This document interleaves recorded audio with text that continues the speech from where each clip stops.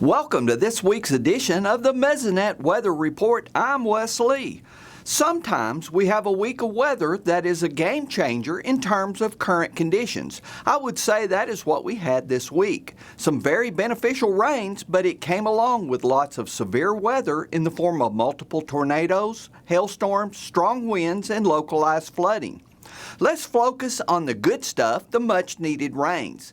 This is the 5-day rainfall map going back from the middle of the week. There were measurable amounts at all 120 of our Mesonet sites. The highest total was the 3.9 inches in Okemah, but there were several other 3-inch totals scattered across the state. Much of this rain fell on areas where wheat was planted that had been struggling to get going. If we look at totals for what is referred to as the cool season growing period, or from September 1st, the map shows much improvement. Remember, we got next to nothing during the month of September, but October is starting off reasonably wet. There are still some areas that need improvement, such as south central and southeastern counties. If you're wondering where we stand for the entire year, this map will give you an idea. McCurtain County is way ahead of normal, while most of the state is close to where it should be as compared to normal. A few bright red areas stand out as being 5 to 10 inches behind the long-term average. Soil moisture levels as of Wednesday afternoon were looking pretty good at the shallower 4-inch depth. This map is a fractional water index that ranges from very dry at 0 up to wet as indicated as 1 on the scale at that depth.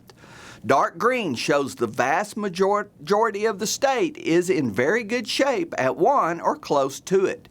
Going deeper into the soil profile at 10 inches on the same day, we notice less areas that reach the dark green color, and more oranges and browns that indicate the drier end of the scale. Even deeper into the ground, our sensors at 24 inches still show a lot of areas that need improvement.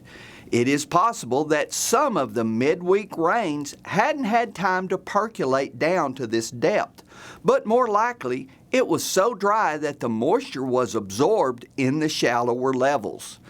This is more clearly seen when looking at a line graph for a particular site. At Pawnee, you can see how fast the 2 shallower depths improved, but the 60 centimeter or 24-inch depth showed no change.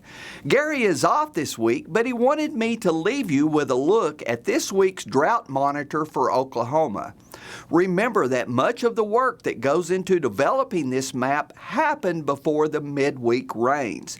I would expect to see some improving areas on the map that comes out next Thursday. That's it for this week. See you next week on the Mesonet Weather Report.